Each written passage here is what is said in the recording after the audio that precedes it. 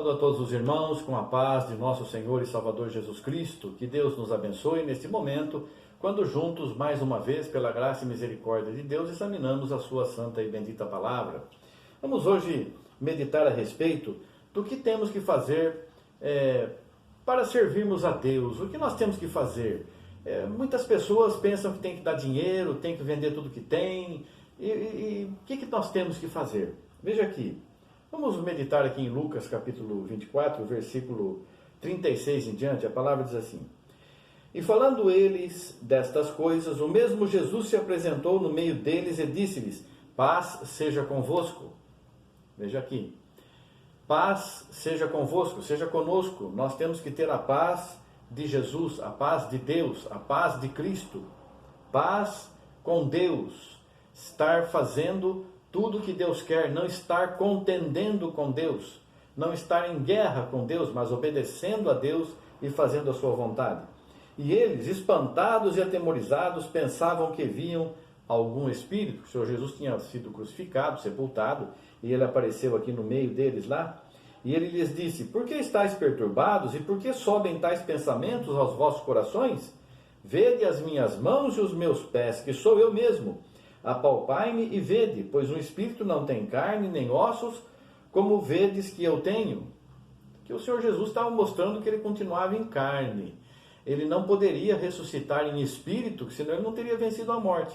O corpo físico venceu a morte pelo poder de Deus. Havia morrido, sepultado. 3 dias depois ele ressuscita em corpo físico, venceu a morte.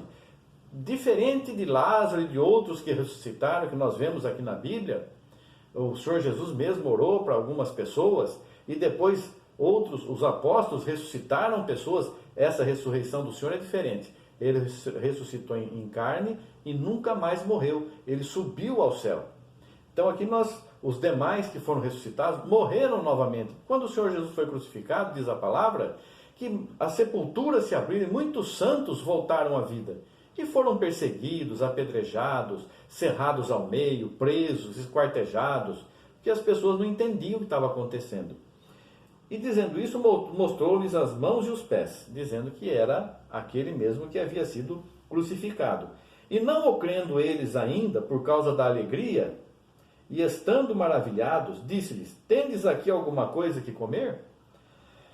Então eles apresentaram-lhe parte de um peixe assado e um favo de mel, o que ele tomou e comeu diante deles.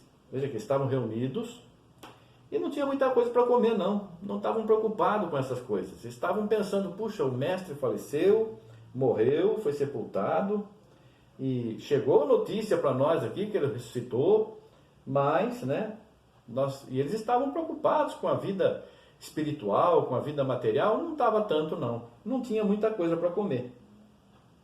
E aí o que ele tomou e comeu diante deles, e disse-lhes: São estas as palavras que vos disse, estando ainda convosco, que convinha que se cumprisse tudo que de mim estava escrito na lei de Moisés, e nos profetas, e nos salmos. Então abriu-lhes o entendimento para compreenderem as Escrituras. Veja aqui. É necessário, irmãos, que nós, quando vamos ler a palavra de Deus, vamos examinar, você não precisa ter curso de teologia, você não precisa fazer seminário, você não precisa fazer curso nenhum. Pedro era pescador, a maioria dos apóstolos aqui eram pescadores, pessoas humildes, pessoas simples, sem culturas, iletrados, eram pessoas do povo mesmo, porque o Senhor não poderia falar uma coisa e fazer outra. Ele diz: o evangelho está sendo anunciado aos pobres. Ele não podia pegar pessoas ricas para anunciar o evangelho. Ele anunciou aos pobres, aos humildes, aos rejeitados, àqueles que o mundo não dá valor. Esses são os que ouvem a palavra, aceitam e são usados poderosamente nas mãos de Deus. O conhecimento das Escrituras não é segundo a sabedoria humana. A sabedoria humana, diz a palavra, é loucura diante de Deus. A loucura de Deus é mais sábia do que a sabedoria humana. Fala loucura de Deus, mas não, loucura de Deus é aceitar o evangelho. Mas aceitar o evangelho, quem aceita o evangelho, é mais sábio do que todos os sábios do mundo. Todos os sábios segundo a carne. Nós somos sábios segundo o Espírito, porque temos a mente de Cristo. O Espírito de Deus habita em nós. Somos o templo do Espírito Santo, e através de nós, Ele faz as suas obras. Eis-nos aqui, Senhor, faça-se em nós segundo tua vontade. Maria disse isso ao anjo. Eis aqui a serva do Senhor, eis aqui o servo do Senhor. É assim que devemos dizer, devemos fazer também. Então, irmãos, o que eu disse para vocês? Não foi isso que eu disse? Que convinha que se cumprisse o que de mim estava escrito na lei de Moisés, nos profetas e nos salmos, e abriu-lhes o entendimento para compreenderem as Escrituras, porque sem isso ninguém compreende as Escrituras. Você pode pegar os textos hebraicos e gregos e aramaicos, você pode pegar os manuscritos, você pode pegar o texto original, você pode fazer estudos e traduções. Eu já li muitas traduções, eu já fiz muita pesquisa. No final, irmãos, se não é Jesus revelar a vontade dele, eu não entendo. Se não é Jesus estar mostrando para mim ou para qualquer pessoa, ninguém entende a vontade de Deus. É pelo Espírito. E disse-lhes, assim está escrito, e assim convinha que o Cristo padecesse e ao terceiro dia ressuscitasse dos mortos.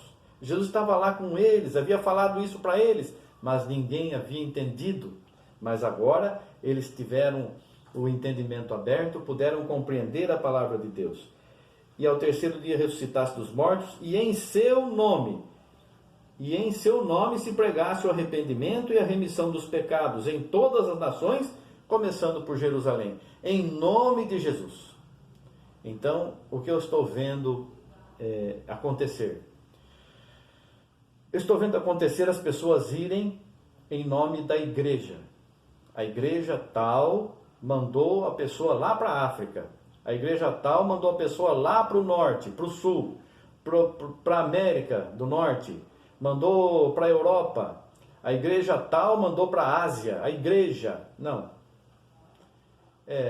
Mas vamos falar o nome de Jesus, sim, mas você não está servindo Jesus. Você está sob ordem da igreja. Quem faz isso está sob ordem da igreja. E se a igreja fala assim, volte, a pessoa tem que voltar. Se a igreja falar assim, não pregue dessa forma, a pessoa não pode pregar. Porque quem manda nessas pessoas não é Deus, não é o Espírito Santo, não é Jesus. É a igreja. Igreja, entre aspas, porque a igreja verdadeira é aquele que faz a vontade de Deus. É aquele que morreu para o mundo. É aquele que não tem aspirações materiais, mas aguarda a nova Jerusalém que vem do céu, ataviada, preparada para nós morarmos nela nas mansões celestiais. Para isso precisamos obedecer a Jesus, servirmos a Deus.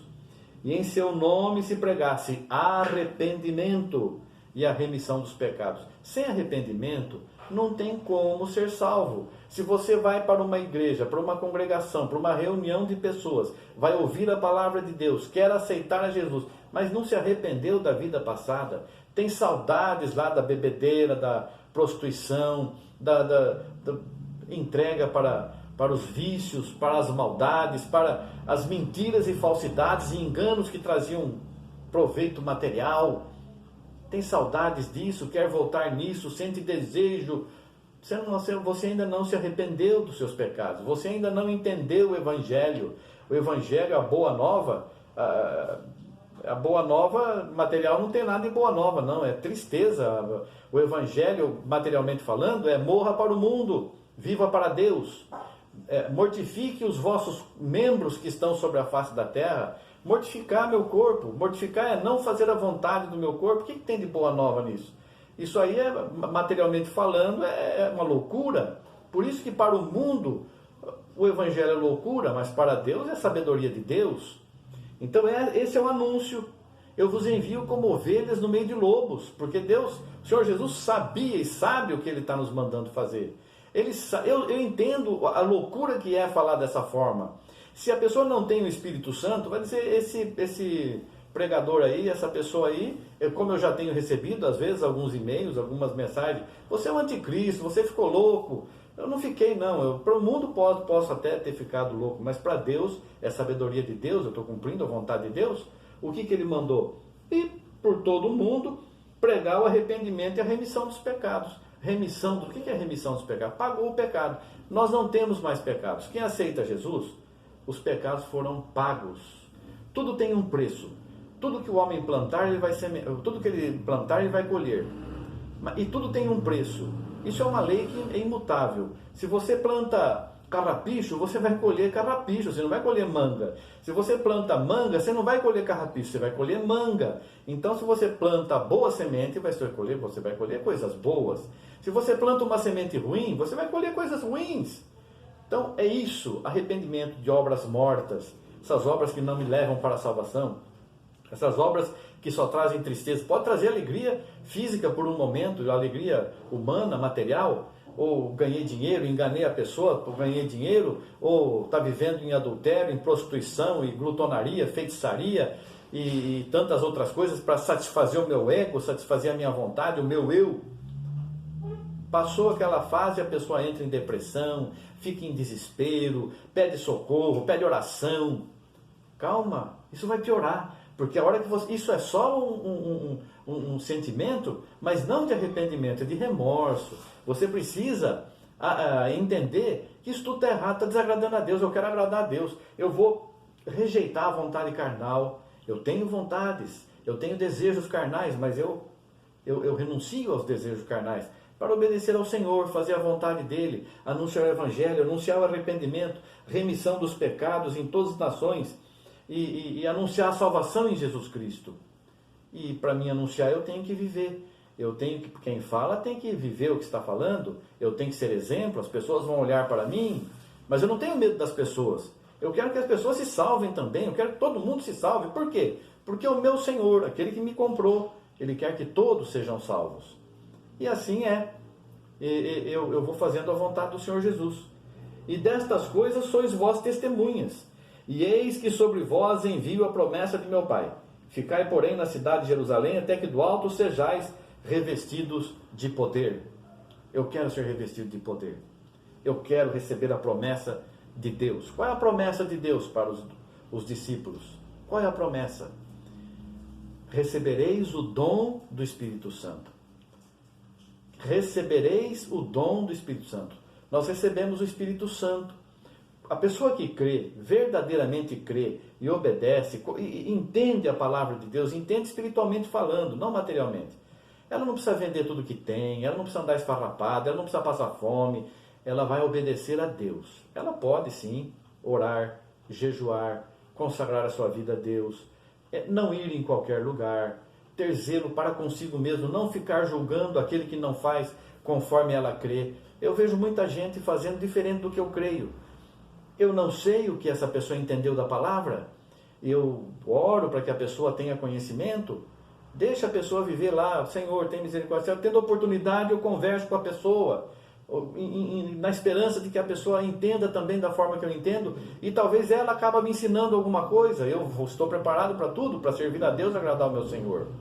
Então, irmãos, isso é o que nós temos que fazer, ser convertidos de verdade, transformados, não olhando mais a aparência, não fazendo acepção, fazendo tudo por amor, com sinceridade, para a salvação de todos, e sendo exemplo para todos, tendo sempre uma palavra boa, uma palavra de conforto, uma palavra de carinho, uma palavra de ânimo, não ficar ofendendo, não ficar contendendo com ninguém, mas sempre procurando ajudar espiritualmente, materialmente, socorrendo o aflito, estendendo as mãos ao necessitado. Tudo que o Senhor Jesus fez, devemos fazer também.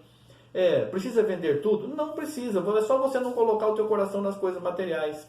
Tem muita gente que é pobre, mas que no seu íntimo se sente rico e quer se aparecer rico. Essa pessoa tem um espírito maligno na vida dela. Ou então o rico, que é rico materialmente falando, ele se faz pobre, ele não dá valor nenhum para a riqueza, ele ajuda todo mundo, ele socorre todo mundo, e sem tocar trombeta, sem ficar falando eu fiz, eu fui, e eu ajudei. Não, vamos fazer tudo o que a mão direita faz, a esquerda não fique sabendo. O que um membro faz, o outro não precisa ficar sabendo. O nosso Senhor sabe o que eu faço, o nosso Senhor sabe o que você faz. Devemos fazer tudo por amor a Deus, a Jesus. Isso é o que o Senhor nos mandou fazer. É essa a porta estreita que pouca gente encontra. Esse é o caminho apertado. Viver o Evangelho, morrer para o mundo para viver para Deus. Esse é o convite que é feito. Esse é o Evangelho. Aceite a Jesus. Esse Jesus que salva, que cura, que abençoa, que preparou mansões celestiais e que está voltando para buscar o seu povo. Que Deus te abençoe e você faça parte desta nação escolhida, que vai servir a Deus e vai estar do lado, que serve a Deus desde já e vai estar com Deus nas mansões celestiais, vendo o Senhor Jesus face a face. Que dia glorioso! Que Deus te abençoe, a você e toda a tua casa, em nome de Jesus Cristo. Amém. Graças a Deus. Obrigado, Senhor. Amém. Amém.